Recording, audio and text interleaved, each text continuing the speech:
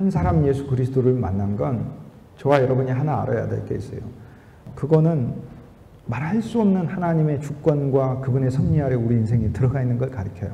그래서 저는 진짜 감사한 게요. 솔직히 제 삶에 어떠한 일이 일어나든 전 상관하지 않아요. 개의치 않아요. 왜냐하면 믿는 우리들에게 있어서는 하나님이 수준이 아니라 차원이 다른 삶을 우리에게 허락하시고 그 안에 두셨기 때문에 어떠한 일이 일어나든지 그것은 정말로 진실로 합하여 하나님 앞에 선이 되게 하실 뿐만 아니라 우리로 하여금 영광의 찬송을 올려드릴 수 있는 일로 하나님이 우리 인생을 이미 바꾸고 계신다는 사실을 보여주고 있는 거예요. 이 놀라운 인생의 원리 안으로 더 크게 이야기하면 이 놀라운 하나님의 왕국 안으로 패배하는 세상의 왕국에서 그리스도 예수를 통하여 오늘 우리들에게 하늘 왕국이라는 천국이라는 살아있는 실제 안으로 지금 우리 삶 속에 들어와 있는 그 실제 안으로 예수 그리스도께서 우리 삶, 인생과 우리 온 삶 자체를 옮겨주신 거예요. 그러니까 이 놀라운 예수님을 우리가 가졌다는 것은 진짜 상상할 수가 없어요. 우리의 삶에 어떠한 일이 일어나는 건강의 문제, 재물의 문제, 인간관계의 문제, 직장의 문제, 심지어는 자녀의 문제, 진실로 주께서 돌보고 계시고 주 예수님께서 기르고 계시고 주 예수님께서 축복을 주고 계시고 주 예수님께서 만물을 주관하고 계시면서 그분의 뜻을 위하여 우리를 부르셨기 때문에 우리 인생 자체가 우리가 잘하고 못하고 하고 사실 그 차원을 뛰어넘는 하나님의 놀라운 역사가 오늘 믿는 모든 자들에게 임하신 것을 진실로 믿고 하나님을 날마다 신뢰하시길 주의 이름으로 축복합니다. 이 놀라운 그리스도를 우리가 실은 전하는 거죠. 그래서 한 아이가 예수님을 만나는 것은 그 아이가 무슨 잘못해서 용서받는 그런 차원이 아니에요. 그 아이 일생을 진실로 책임지실 참 부모를 전달해 주는 거죠. 그리고 만나는 거죠. 실은 주님이 그 아이를 찾기 위해 우리를 그 아이의 앞에 미리 데려다 놓으시고 우리로 하여금 그 아이에게 우리를 통하여 그리스도의 복음을 전한 거죠. 그러면 예수님이 직접 하면 될 거 아니에요. 예수님이 직접 하는 일에 얼마나 영광스러운 일이에요. 이건 하나님이 하시는 일이에요. 전도는 인간이 하는 게 아니고 하나님이 해야 돼요. 아니 하나님을 하나님이 전하지 하나님을 어떻게 인간이 전합니까? 모든 인간을 구원하는 일은 우리의 책임이 아니에요. 하나님이 하셔야 되는 일이에요. 그건 하나님의 전적으로 해야 되는 일, 하나님의 일이에요. 그런데 왜 하나님은 우리 보고 하라고 하죠? 그거는 무슨 얘기냐면 하나님이 하시는 일에 우리를 참여시키는 거예요. 그러니까 이것이 얼마나 영광스러운 일인지 몰라요. 그러니까 솔직히 내 주위에 선택받기로 예정된 사람 하나님이 그냥 그 사람 얻으실 수 있어요. 그 사람 길 걸어갈 때 온 우주에 어느 사람도 필요로 하지도 않고 무슨 500년 전에 마틴 루터처럼 주위에서 쿵쾅쿵쾅 번개 몰아쳐가지고 하나님이 거꾸로 때리면서 그렇게 부를 수도 있어요. 하나님의 일이니까. 그런데 하나님은 왜 우리를 사용하시는가? 우리에게 하나님이 하시는 일에 참여하게 하여 얼마나 영광스러운 일이에요, 이 일이. 그래서 오늘 우리가 교사로서 한 어린아이에게 그 어린아이의 인생 자체가 온 우주의 어떤 인생도 예수 그리스도 없이 어떻게 행복할 수 있단 말이에요. 행복할 수가 없게끔 하나님께서 모든 인간의 삶 자체를 그렇게 만들어 놓으셨어요.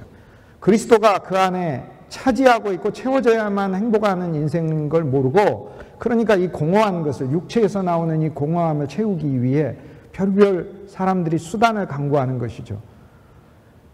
이 놀라운 그리스도 예수를 전하는 일에 하나님이 우리를 사용해 준다는 것이 얼마나 감사하고 영광스러운 일이에요. 그래서 전도라는 것은 그것은 뭐 우리의 의무입니다. 뭐 우리의 사명입니다. 이렇게 하는데 솔직히 성경에 사명이라는 단어 안 나와요.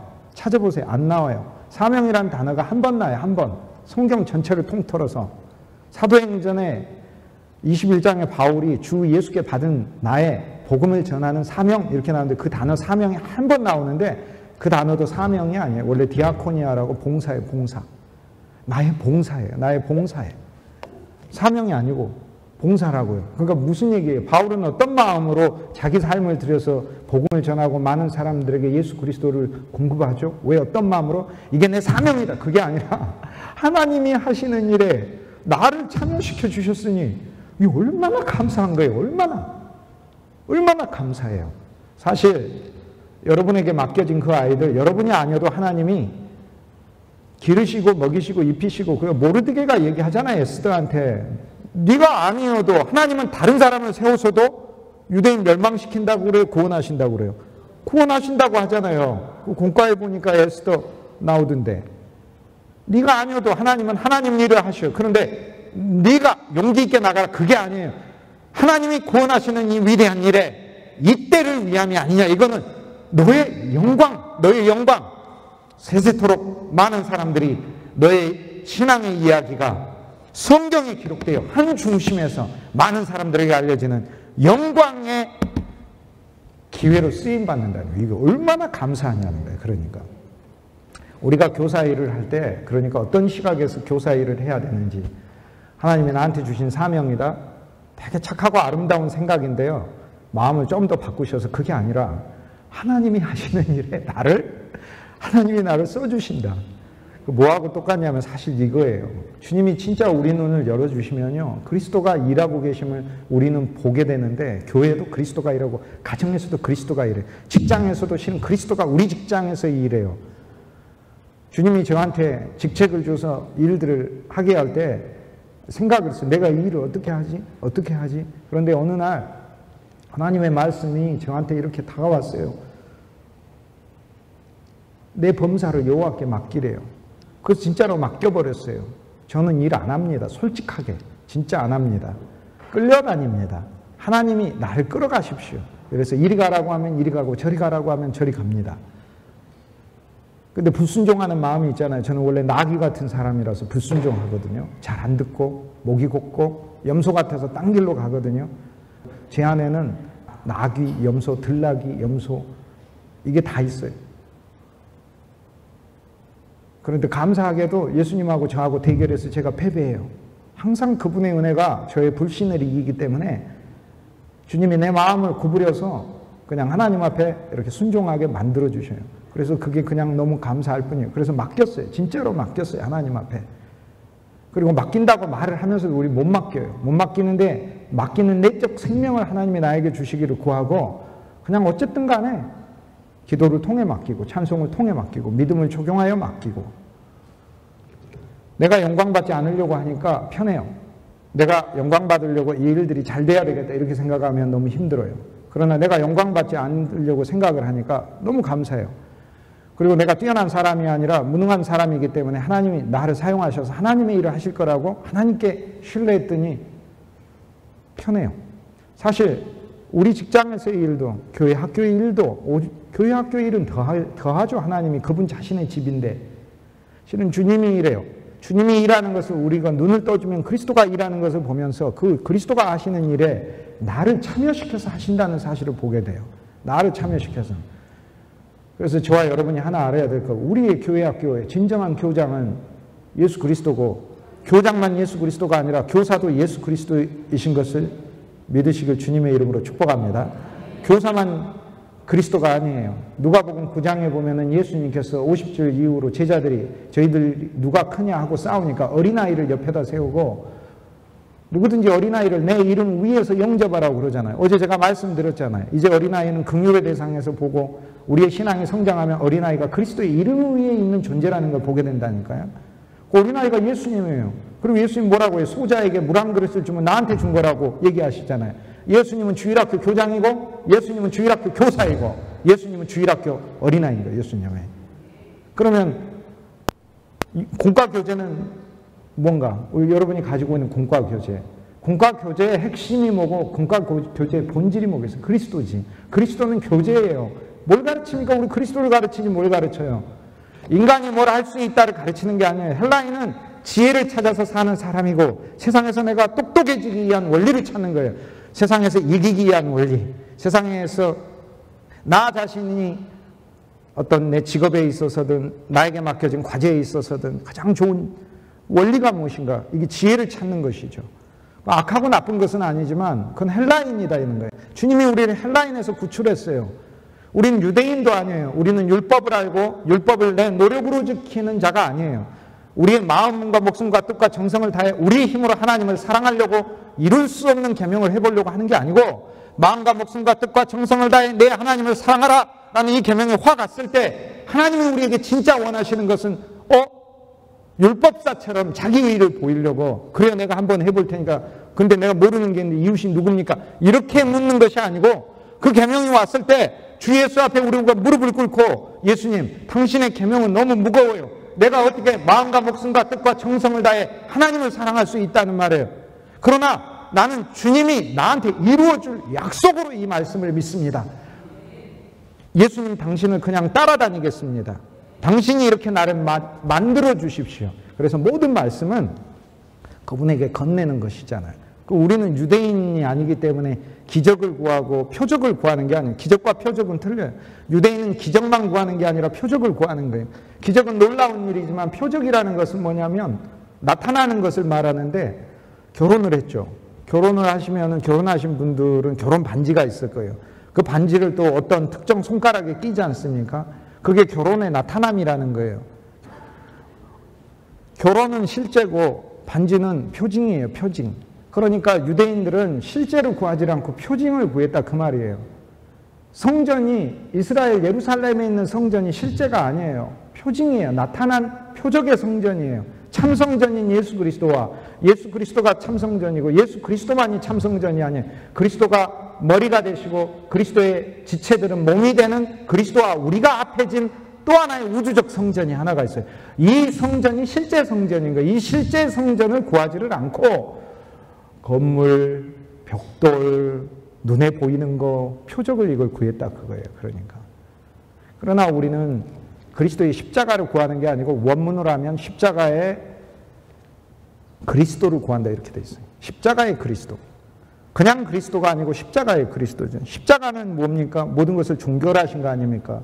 옛것을 끝내시고 그리스도의 십자가 안에서 새 사람을 지으시고 그리스도의 십자가는 그분이 우리 자체를 구원하시고 구속하시고 새로운 생명을 주시고 새 사람을 지으시고 예창조를 끝내시고 죄의 권세를 부수시고 죄값을 치르시고 영원한 저주를 제하시고 사망을 사망시킨 사건, 죽으시면서 모든 것을 담아서 죽었기 때문에 죽음조차도 그리스도의 죽음 안에서 죽었어요. 그러므로 주 예수를 믿는 모든 사람들은 실제적으로 죽음이 없어요. 그리스도와 함께 영원한 생명의 삶을 지금부터 살고 있는 것이지.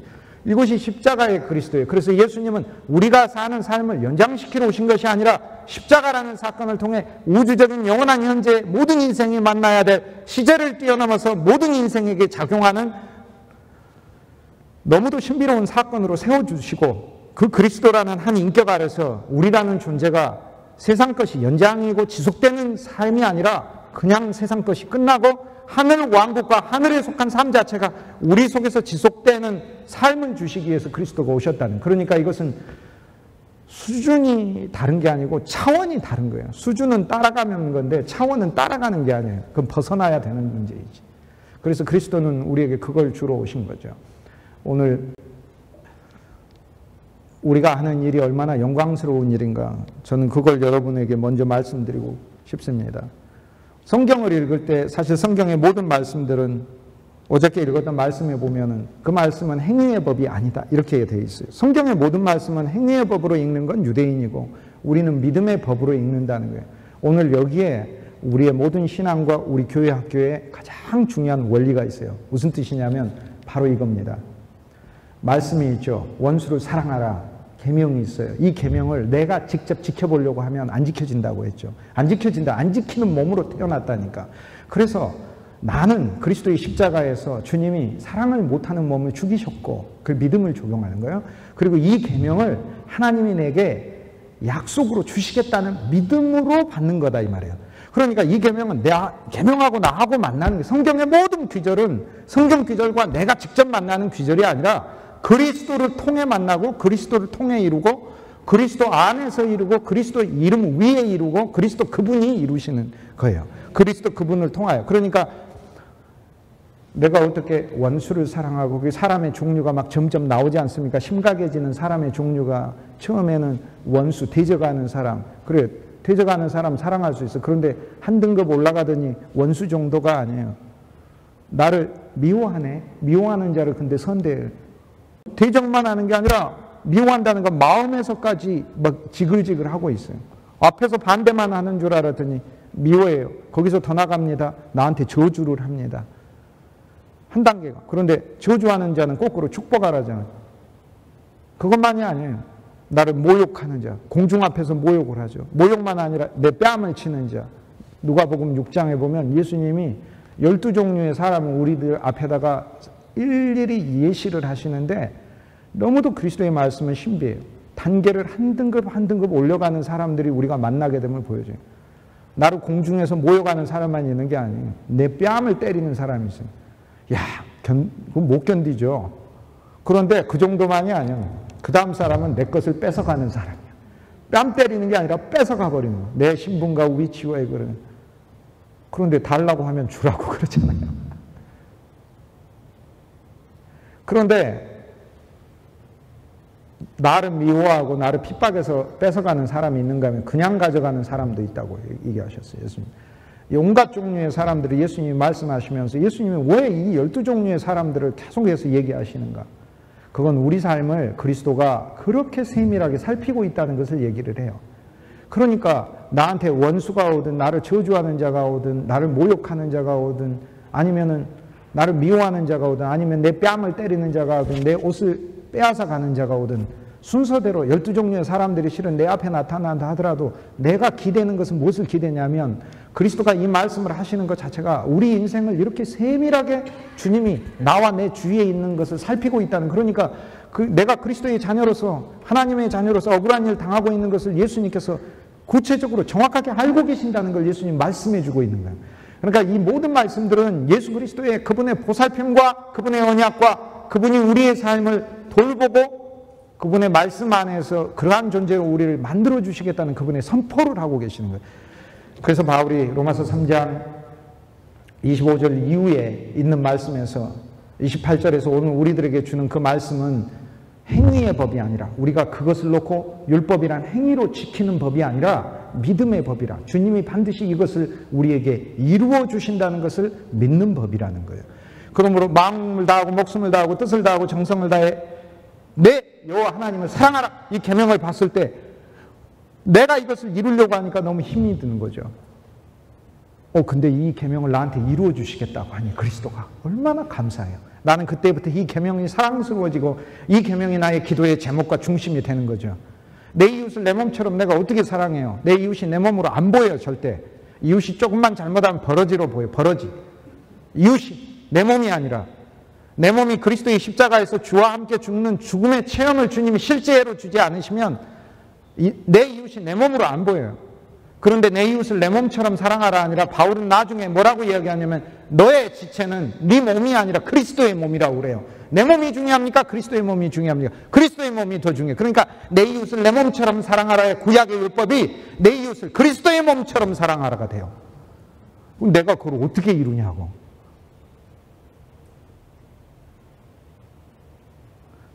예수 그리스도의 죽음의 실제가 그분의 은혜 아래서 나에게 작용하지 않고서는 안 돼요.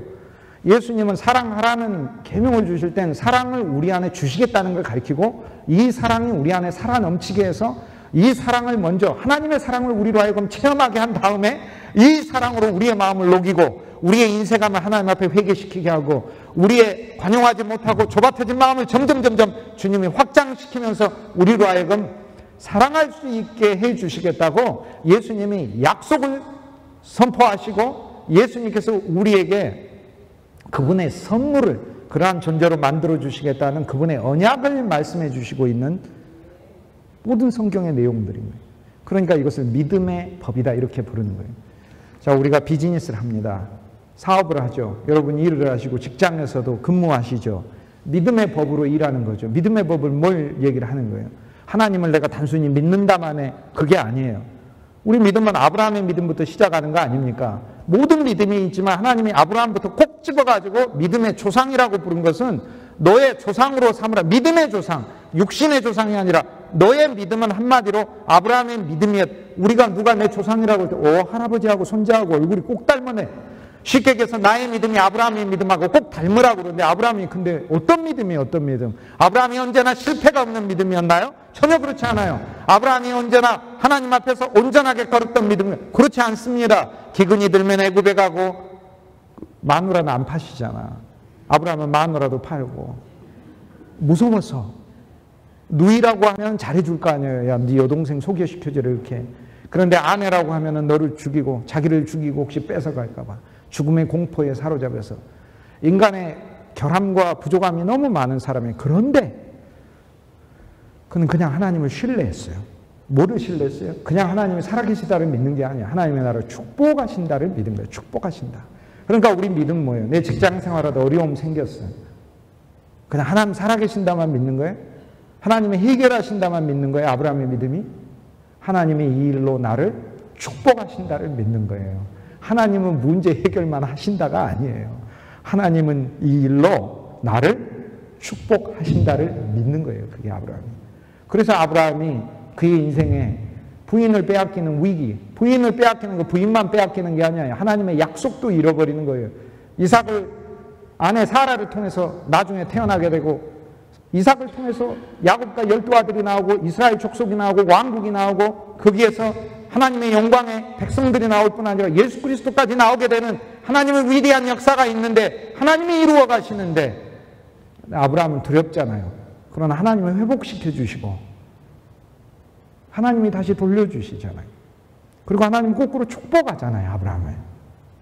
오히려 더욱 그 일들을 통해 그의 신앙을 연단할 뿐만 아니라 오히려 더 축복하는 인생으로 하나님 바꿔주시잖아요.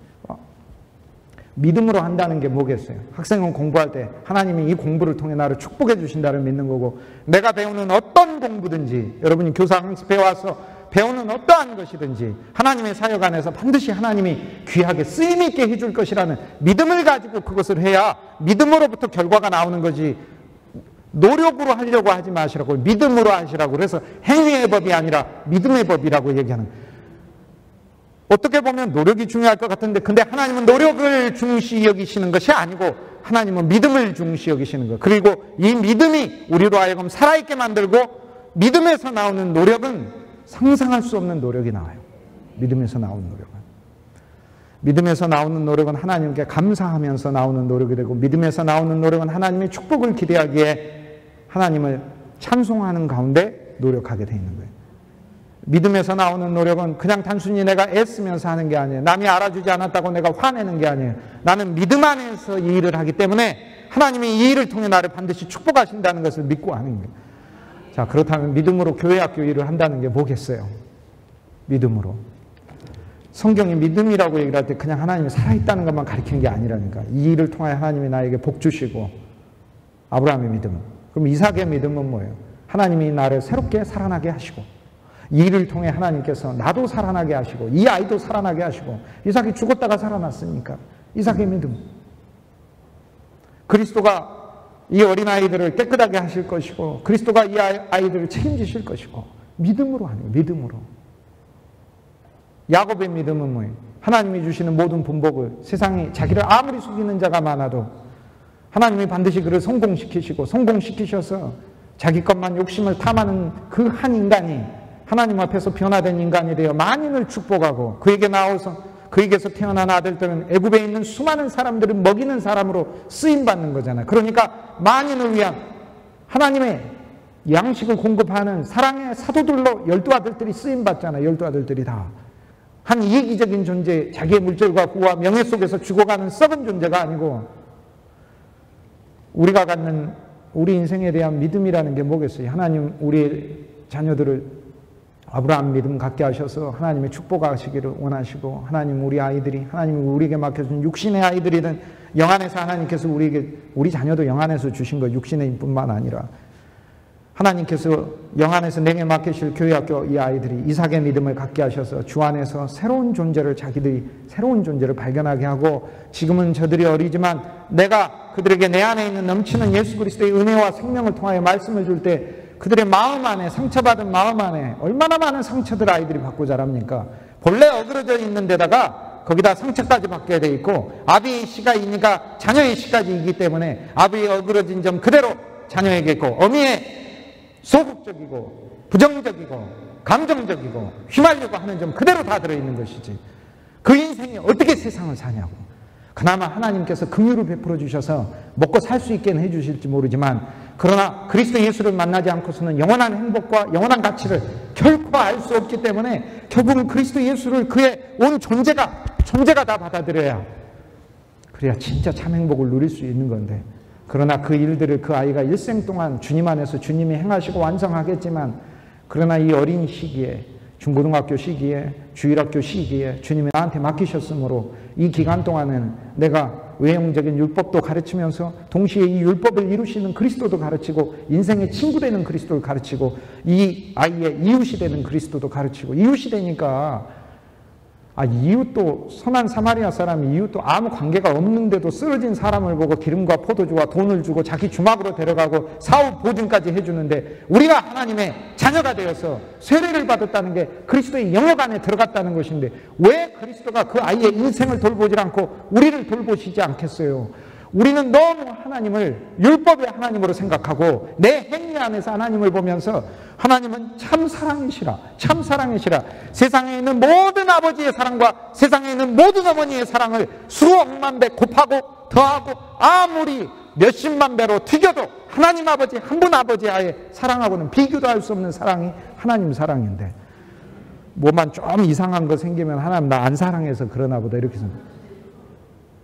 그게 얼마나 불신의 언어인지, 얼마나 불신. 진실로 예수 그리스도를 믿는다는 것은 그러한 삶 안에 우리가 있지 않다는 것을 주님이 보여주는 거죠. 교회학교 믿음으로 한다는 게 뭐예요? 숫자에 연연해 하지 마시고, 인수를 증가할 거 축복합니다. 그러나 숫자에 연연해 하지 마시고, 주님이 진짜 일하시고, 그 다음 내가 하는 일이지만 내 일을 통해서 그리스도가 역사하신다는 믿음, 그리고 언젠가는 주님이 그 결과를 보실 거라는 믿음을 갖는 것이죠. 성경은요, 조금 신비한 책들이에요. 예를 들어 성경을 조금 우리 수준으로 낮춰서 말을 하자면, 예를 들어 사도행전, 바울이 루스드라 가서 복음을 전하고, 비시디아 안디옥 가서 복음을 전하고, 빌립보 가서 복음을 전하고, 데살로니가 가서 복음을 전했다. 사도행전에 그렇게 나오죠. 바울이 복음을 전한 게 50년대 중반에 복음을 전하고, 사도행전이 쓰여진 건 그 뒤로부터 20년 후가 쓰여진 거예요.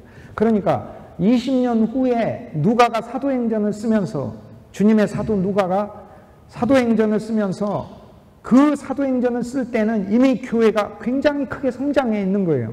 그러니까 우리가 누가복음, 사도행전 이 두 책 안에서 읽는 예수님의 사역과 사도들의 그 사역은 사도행전 안에 갇혀서만 읽으면 빌립보에서 바울이 겨우 몇 명 전도했네, 루디아 전도하고 귀신 들린 여인 전도하고 빌립보 감옥에 간수하고 그 집 식구들 전도하고 이렇게 몇 명 전도했네 이렇게 생각할지 모르지만, 이 사도행전이 쓰여진 20년 이후에는 빌립보라는 도시는 복음의 중심 도시가 돼 있는 거예요. 데살로니카에 가서 바울이 2주밖에 있지 못해서 그 성도들과 오랜 교제와 교통을 갖지도 못하고 말씀 안에서 더 많은 양육을 하지 못해 두고두고 바울의 마음이 안타까웠지만, 그러나 20년이 지나서 성경이 이야기하고 있는 것은 데살로니카가 복음의 중심지가 되어 있는 것이, 이것이 20년 전에 심었던 작은 씨앗이다라고 성경은 실은 그렇게 얘기하고 있는 거예요. 그러니까 여러분이 심은 그 복음의 씨앗은 지금 실은 열매 거두고 안 거두고 이게 아니에요. 아예 한 일생을 통하여 주 예수라는 이름 하나만 준 게, 이 이름은 온 우주보다 커요. 이 이름하고 뭐하고 되겠어요? 이 이름하고, 주 예수라는 이름하고 뭐하고 되겠냐고요. 그 이름이 그 아이의 인생을 덮었고, 그 이름이 그 아이의 인생을 소유하고, 주 예수라는 이름이 그 아이의 인생과 함께 하게 해주는 이 귀한 일에 나와 여러분이 이렇게 쓰임받고 있는데 얼마나 영광스럽고 기쁜 일은. 거꾸로 하면 이 주 예수의 이름이 나 안에 있고 하나님의 놀라운 변치 않는 사랑이 나한테 있다는 게 얼마나 놀랍습니까? 신약, 구약이라는 말이 뭐예요? 구약은 오래된 언약이란 뜻이에요. 이건 율법의 언약을 가리켜요. 옛 언약. 그러나 율법의 언약도 율법의 본질은 영이기 때문에 하나님의 은혜를 가리켜요. 그런데 새로운 언약은 뭐예요? 옛 언약은 모형들 안에서, 양, 염소 이런 모형들 안에서 하나님이 맺은 것이고, 제한적인 사람과 이스라엘 육신의 아브라함의 후손과 맺은 것이고, 그리고 율법이라는 어떤 체계 아래서 맺은 것이에요. 그래서 옛 언약이라고 불러요. 그런데 옛 언약을 하나님은 우리에게 두신 이유가 있어요. 옛 언약 안에서 우리가 깨달아야 될 것이 있기 때문에 그래요. 우리의 한계, 우리의 죄성, 우리의 타락, 우리가 모형과 표적을 중시하면서 사는 그림자에 치우친 사람이라는 걸 깨닫게 해요. 그리고 그 옛 언약 안에서 하나님을 알기는 하지만 하나님의 풍성을 맛볼 수 없다는 것을 알게 해서, 심지어는 하나님을 찾아 떠나는 나의 길조차도 내 힘으로 하는 것이 아님을 옛 언약 안에서 깨닫게 하고, 신약이라는 말은 새 언약을 가리켜요. 구약은 뭐 예수님이 오신다는 것이고, 신약은 예수님이 다시 오실 약속이라 해서, 성경에 구약과 신약의 의미는 절대 그런 의미가 아닙니다. 그 전혀 성경에 무지한 분이 그 정의를 내린 거예요. 구약은 그리스도 예수 오시기 전에 이스라엘과 그리스도 예수의 모형 안에서 맺은 언약이라는 뜻이에요. 신약이라는 거, 새로운 언약은 예수님이 마태복음 26장 28절에 예수의 피를 흘려주시면서 이것은 내가 너희를 위하여 흘리는 새 피라 이렇게 얘기했어요. 그런데 어떤 새 피? 새 언약의 피라 이렇게 얘기하셨죠. 새 언약의 피. 새 언약은 무슨 새 언약? 죄사함. 죄라는 것 자체 안에 들어있는 우주적으로 나를 부정적으로 만들고 나를 저주의 존재로 만들고 나를 흑암과 나를 사망으로 끌고 가는 모든 것의 총체적인 단어가 죄라는 한 단어, 이 한 단어. 이 단어는 살아있는 실제예요. 살아있는 실제. 내가 무슨 행하고 안 행하고 이 차원을 뛰어넘는 거예요. 그거를 그리스도가 제하시고 밟으시고 부숴버렸다는 거예요. 분명히 나한테는 죄가 있는 것 같은데, 근데 이 죄를 내 육체 안에 두셨고, 그러나 내 마음 안에는 그리스도가 계시고 마음보다 더 깊은 곳에 그리스도의 영이 있어서 하나님은 나를 그분이 소유된 존재로 삼아버려서, 하나님이 나를 보시는 차원은 이미 내 육체 안에 죄가 있지만은 죄가 부서진 존재로 하나님은 나를 받아들이시고, 내 마음 안에 예수 그리스도를 내가 좋아하고 내가 그분을 찬양할 때마다 하나님은 이것을 기뻐하면서 나의 믿음을 의로 여기신다고 하셨으니까, 이 놀라운 하나님의 놀라운 약속과 축복, 새로운 언약 안에 저와 여러분이 있는 줄 믿습니다. 그리스도의 피가 새 언약이에요. 그런데 이 언약은 은혜의 언약이에요. 새 언약은 은혜가 언약이라는 거예요. 은혜보다 더 좋은 건 언약이에요. 변치 않는다는 말이니까. 은혜보다 더 좋은 것은 은혜의 언약이에요. 은혜는 거저인데 은혜의 언약은 거저주는 것을 언약으로 맺어버려요. 그래서 변치 않는다는, 깨어질 수 없다는 거예요. 그러니까 율법의 언약은 깨어질 수 있는데 그리스도와의 언약은 깨어질 수 없는 언약에, 그 깨어질 수 없는 언약 안으로 내가 돌아버린 거예요. 예수님 안으로. 그러니까 예수님을 믿는 자들이 얼마나 자신 있게 일을 해야 합니까? 얼마나 자신 있게 사역해야 하고, 얼마나 자신 있게 사업을 해야 하고, 얼마나 자신 있게 생활을 해야 하는 거예요. 얼마나 자신 있게 사물을 대해야 되는지. 그리스도 안에서 주님이 나를 이미 그분 소유로 만들었습니다. 구원은 건져주신 것이고, 사망에서 건져줘, 어둠에서 건져줘, 저주에서 건져줘, 정죄에서 건져줘, 흑암에서 건져줘, 영원한 불행에서 나를 건져주셨어요. 진실로 주 예수를 믿는 자들에게 불행은 없어요. 불행 차원이 아니에요. 세상 그리고 시간에서 건져줬어요. 과거, 현재, 미래에서 나를 건져줘서 영원 안에 위치시켜놨어요. 이것이 구원이에요. 그리스도 안에 두게 하신 것이. 구속은 갚으신 것을 가리켜. 갚은 속자예요. 갚았어. 어떤 여인이 빚을 너무 많이 져가지고 다리 위에서 뛰어내려 버렸어요. 지나가던 젊은이가 강물로 헤엄쳐 들어가서 그 여인을 구해줬어요. 이걸 구원이라고 불러요. 물에 빠진 것은. 근데 왜 죽으려고 합니까? 빚이 너무 많이 졌어요. 빚을 갚아줬어요. 이것을 구속이라고 불러요. 구속은 하나님 아버지께 우리가 진 죄의 빚과 영광의 빚과 하나님의 사람으로서 마땅히 드려야 될 공로를 그리스도가 온전히 성취하시고, 심지어는 율법조차도 우리에게 주어졌는데 율법도 그리스도 예수가 온전히 성취하시고 하나님 아버지께 갚았다는 사실을 가르쳐. 그러므로 내가 그리스도 안에 있을 때는 자기의라는 것은 진짜 우리의 자기의는 헌 옷 쓰레기와 같아서 하나님 앞에 내세울 수가 있는 것이 아니고 그리스도의 의 때문에 떳떳하게 사는 거다 이 말이에요. 그러니까 세상에는 뻔뻔한 사람 두 종류가 있어요. 자기의로 뻔뻔한 사람이 있어요. 그러나 우린 자기의로 뻔뻔한 게 아니라 그리스도의 의로 뻔뻔해요. 그리스도의 의로 뻔뻔한 사람은 너 죄인이다 그러면은 사람들이 나 죄인, 맞습니다, 나 죄인입니다. 그런데 뻔뻔한 거예요. 근데 어떻게 그렇게 뻔뻔해? 그랬더니 그리스도의 의를 힘입어서 그렇습니다. 이러면 자기의로 뻔뻔한 사람은 자기의니까 너 나쁜 인간이야 그러면 내가 뭐가 나쁜 인간, 너는 더 나쁜 인간이야 이렇게 되는 것이죠. 인간관계 하다 보면은 사람들이 막 서로 흉보고 그러잖아요. 저도 있다가 보면 어떤 분이 와가지고 저한테 그 얘기해요. 누가 제 흉본다고 얘기를 해요. 그러면서 얘기를 해줘요. 막 이러고 되게 나쁜 사람이라고 뭐 얘기를 하거나 뭐 욕심이 많다거나 뭐 어쩐다거나 뭐 하고 그래요. 그러면 진짜 저는 솔직한 말로 진짜 그렇게 얘기해요. 제 스스로 하는 얘기가 아니고 하나님께서 저한테 깨우쳐 주셔가지고 한 얘기예요. 그 사람이 나를 잘 몰라서 그런다고 그래요. 나는 알고 보면 진짜 심각한 사람인데 그 사람이 날 잘 몰라가지고 그 정도로 지금 얘기하면 그 사람이 진짜 나를 알면 나하고 상종을 안 할 거라고. 그러나 저는 뻔뻔해요. 제 의 때문이 아니야. 그리스도의 의 때문에 그래요. 그리스도가 입혀주신 의, 내 안에 그리스도가 의가 되셔서 하는 거예요. 교회 학교에서 믿음으로 일한다는 것은 그것은 뭐를 이야기합니까? 우리는 사역을 하면서도 정말 믿음으로 하는 거. 믿음으로 하나님께서 내 삶을 사용하여 주시고 내 사역을 사용하여 주시고 하나님이 내가 하는 어떤 작은 행위라도 사용하여 주시고 그리고 이것이 아이들에게 복이 되고 내게 복이 된다는 그 믿음 아래서 하는 거다. 뭐든지 믿음 아래서. 하나님은 진실로 너무나 좋아하셔요. 히브리서 4장 2절에 하나님의 말씀이 약속한 것이 왜 우리에게 안 이루어지느냐. 그것은 들은 말씀을 내 믿음과 화하지 않기 때문이다 그래요.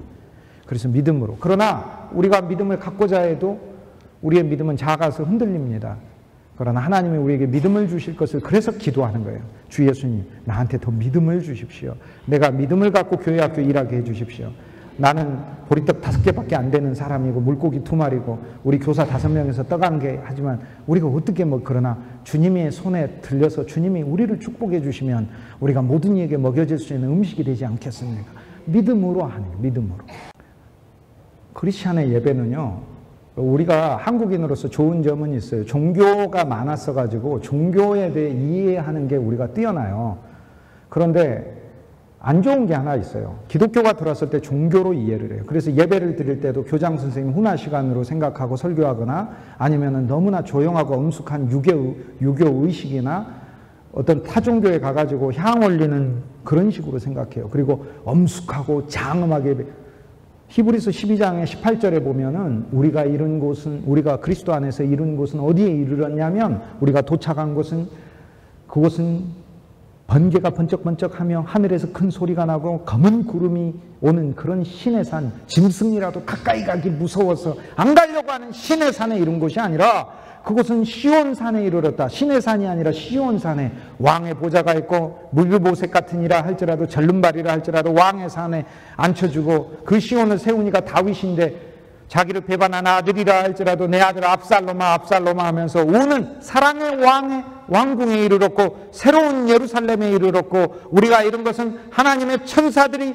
우리를 수종드는 곳에 이르렀고 천만 천사들이 하나님의 장자들과 함께 있는 하나님의 우주적인 장자들 새로운 아들들의 그룹에 이르렀고 우리가 이룬 것은 세상에서 불러내서 교회 세상에서 불러낸 자로 세상의 원리대로 하나님이 우리를 둔다. 교회란 게 뭐냐면 하나님이 우리를 세상에서 불러내가지고 세상의 원리대로 우리 인생을 살게 하지 않겠다는 거예요. 세상의 원리는 부모가 이러면 자녀가 이러고 세상의 원리는 인간이 돈이 없으면 이렇게 되고 세상의 원리 인간이 지식이 없으면 이렇게 되고 세상의 원리는 우리 눈에 보이는 어떤 것들에 따라서 그렇게 됐는지 몰라도 하나님이 세상에서 불러냈다는 것은 우리를 세상의 원리 안에 두지 아니하시고 하나님의 계획과 하나님의 섭리와 하나님의 예정하심과 그분의 우리 인생을 끌고 가시는 그분의 계획 아래 우리 인생을 두신다는 것을 얘기를 해요. 그걸 불러냈다는 거 우리 거기에다가 뒀다. 얼마나 영광스럽고 놀라운 것에 이르렀냐고 그렇게 얘기를 해요. 우리한테. 기독교 예배는 교회 예배는 엄숙한 게 아니에요. 즐겁고 기쁜 거예요. 그런데 주일학교 때는 예배가 많이 즐겁고 기쁘긴 하지만 성인들만 되면은 교장 선생님 훈화 듣는 시간이나 아니면은 유교에 엄숙하고 이렇게 회개하셔야 돼요. 교회 안에서 예배드리면 하나님을 진실로 기쁘게 내게서 밝고 광명한 얼굴이 나오지 않으면 물론 목사님도 성도들 보면 설교하다가도 얼굴이 굳어질 때가 있고 성도들도 목사님 보면 보느니 차라리 내가 눈 감고 내가 묵상기도 한다 이럴 수가 있겠죠. 그렇지만 그걸 떠나 나는 그 순간에 인간을 만나기보다 살아계신 하나님을 만나 그분을 찬송하는 시간이잖아요, 내가. 그런데 혼자 찬송하는 게 아니라 주위 옆 사람과 한마음 돼서 찬송할 때 그것이 기쁜 거죠. 그것이 충만한 찬송인 거예요. 나 혼자가 아니라 충만한 찬송. 나 혼자서 김밥 싸와가지고 혼자 먹으면 그게 소풍입니까? 나도 너도 다 옆집에서 싸운 거 똑같은 김밥이어도 집집마다 얼마나 달라요. 참치 넣고 불고기 넣고 갈비 넣고 다 골고루 놓고 얼마나 풍성해요. 우리가 서로 보이지 않는 가운데 그리스도의 영의 교제가 있는 것이지. 그러므로 교회학교 예배는 너무 떠든다고 뭐라고 하지 말고 저처럼 사람 쫓아내가려고 하죠. 교회에서 쫓겨났다니까 떠든다고. 그래도 저는 그 다음 주에 교회 갔어요, 스스로. 왜냐하면 저한테는 그게 있어요. 저의 마음보다도 더 깊은 곳에, 마음은 막 헤매잖아요. 뭘 잘 모르고. 그런데 마음보다도 더 깊은 곳에 제 영은 이렇게 시장 통해 가면 엄마가 나 말 안 듣는 애 버려둘까 봐 벌벌 떨어가지고 이렇게 붙어 다니면서 나 버려두고 가면 어떡하지 하는 그게 바로 저의 영이었어요. 하나님이 나 버려두면 어떡하지? 라는 게. 그 마음이 있으니까 그 시골에서 언덕에 있는 그 교회당에 가야 소망이 있을 거라고 생각하고 그렇게 가는 거예요. 그게. 하나님이 그렇게 내 영을 그렇게 인도해 주셔서 너무 감사한 거죠. 근데 그보다 더 좋은 영이 있어요. 그냥 뚫레뚫레 보다가도 엄마가 나 버려두면 어떡하지 하고 다니는 게 아니에요. 제일 좋은 성도의 영은 그냥 야 이리 와 그러면 네 하고 그냥 따라다니는 거예요. 여기 하면 뭐 하면은 같이 하고. 진짜 그런 순수한 영을 가진 아이들이 있어요. 그리고 어떤 아이의 영은 정말 구주가 없으면 못 사는 가의 영이 있어요. 저는 절박했고 그러나 그냥 순종하고 예수님이 가면 가는 쫄래쫄래 따라하고 훨씬 더 좋아요. 근데 그보다 더 좋은 게 있어요. 그냥 좋아서 따라다니는 게 있어요. 대부분의 교사 선생님들은 제가 만나면 그 마음 안에 있는 그분 여러분들의 마음은 왔다 갔다 해요. 감정에 따라서.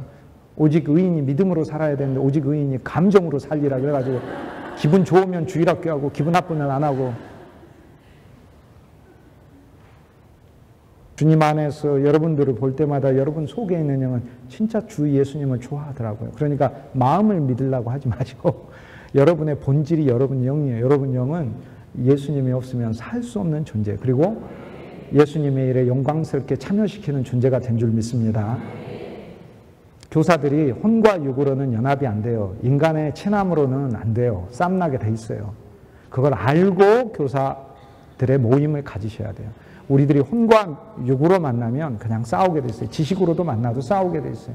그리고 맞는 얘기에도 내 마음이 수긍이 안 가요. 그리고 맞는 얘기라고도 또 볼 수가 없어요. 금방 상황 지나면 틀린 얘기도 많아요. 그럼 기다렸다가 봐 내가 얘기한 거 안 들었지 이렇게. 그런데 원래 그렇게 우리가 혼과 육 안에서 만날 때는 다툼과 갈등이 있을 수밖에 없어요. 그런데 믿음 안에서 하나 되는 거예요. 아까 그랬잖아요. 하나님은 우리 교회 학교를 부흥시킬 거라는 믿음 안에서 하나 돼야 되고 그 다음 서로 축복하셔야 돼요. 축복하셔야 돼요. 어제 와서 교회 뒤에 이렇게 소개되어 있는 것을 봤어요. 여러분의 그 나누어진 핸드북 뒤에 보면 교회 보면서 넘기면서 앉아서 기다리면서 하나님 광양교회를 축복해 주시고 광양교회 그리스도의 영이 넘치게 해주시고 하나님 광양제일교회를 축복해 주시고 광양제일교회 교회학교를 하나님 축복하시고 광용교회를 하나님 축복하시고 그 교회 교사들을 하나님께서 복 주시고 이렇게 매 페이지마다 넘기면서 축복했어요. 그냥 서로 축복하는 거예요. 그리고 우리 기도하면서 서로가 서로를 위해 기도해 줘야 돼요. 그러니까 인간 안에서 만날 땐 하나 될 수가 없다는 거. 그러나 하나님의 축복 안에서 만날 때 진정한 연합을 믿음 안에서 그리고 내적인 생명 안에서 그리고 믿음으로 함께 일을 할 때 하나님이 우리와 함께 하시고 우리 일들이 어찌됐든 남의 의견이 조금 틀리다 할지라도 우리 믿음을 적용하여 하나님이 선한 결과로 바꿔주시기를 기대하면서 그리고 선물이에요. 하나님이 우리 동료 교사들을 나한테 준 것처럼 행복한 게 없어요. 여러분 인생 지나고 나서 저처럼 머리가 하얀 할아버지가 돼가지고 한번 살아보세요. 젊었을 때가 얼마나 좋은지 아실 거예요. 어떤 분은 자세히 저를 보면서 나이가 나보다 어린 것 같은데 그렇게 얘기하시는 분이 계실지 모르지만 그러나 우리 서로가 하나님이 준 선물이라는 걸 알고 믿음 안에서 하시길 주의 이름으로 축복합니다. 잠깐 기도하시겠습니다. 거룩하신 주 예수님 감사합니다. 주님을 사랑하는 운명으로 태어난 우리 사랑하는 교사 선생님들 마음을 격려하시고 위로하시고 새 힘 주시고 무엇보다 믿음을 주옵소서. 이 일을 통하여 우리를 복되게 하실 주님을 신뢰하게 하여 주옵소서. 이 일을 통하여 우리를 새롭게 하시고 이 일을 통하여 우리를 확장케 하실 주님을 믿으면서 일할 수 있게 하여 주옵소서. 우리가 가르치는 아이들을 통해 하나님의 놀라운 일들이 계대되며 새로운 세대가 창조되고 그 세대에서 한국교회의 부흥이 올 것을 믿음으로 기대하며 일하는 저희들 되게 하여 주옵소서. 주의 사랑하는 교사들의 생업을 축복하여 주옵소서. 저들의 손길을 축복하여 주옵소서. 저들의 가족도 축복하여 주옵소서. 저들의 계획도 축복하여 주옵소서. 저들의 섬기는 교회를 축복하여 주옵소서. 저들의 소유를 축복하여 주옵소서. 저들의 인생 전체를 축복하여 주옵소서. 저들에게 맡겨진 아이들을 축복하여 주옵소서. 육신의 자녀도 축복하여 주옵소서. 주님의 일에 필요한 모든 재능과 모든 은사들을 우리들에게 구비시켜 주셔서 하나님의 일에 부끄럼 없이 일할 수 있도록 주 예수여, 우리의 마음을 늘 격려하여 주시고 독려하여 주시고 권면하여 주옵소서. 우리 모두를 사로잡아 주옵소서. 주님의 일에 쓰임받는 이 영광이 얼마나 감사한지 저희의 입술로 감사하며 칭찬하며 기뻐하며 일하는 우리 모두 되게 하여 주옵소서. 우리 사랑하는 교사들 믿음 안에서 하나 되게 하시고 생명 안에서 하나 되게 하시고 성령 안에서 하나 되게 하옵소서. 함께 주신 교사들을 통해 하나님의 많은 분복을 이 땅 안에 살면서 풍성히 누리는 우리 모두 되게 하여 주옵소서. 만복의 근원이신 주 예수 그리스도 귀하신 이름으로 축복하고 감사하고 기도하였습니다. 아멘. 감사합니다.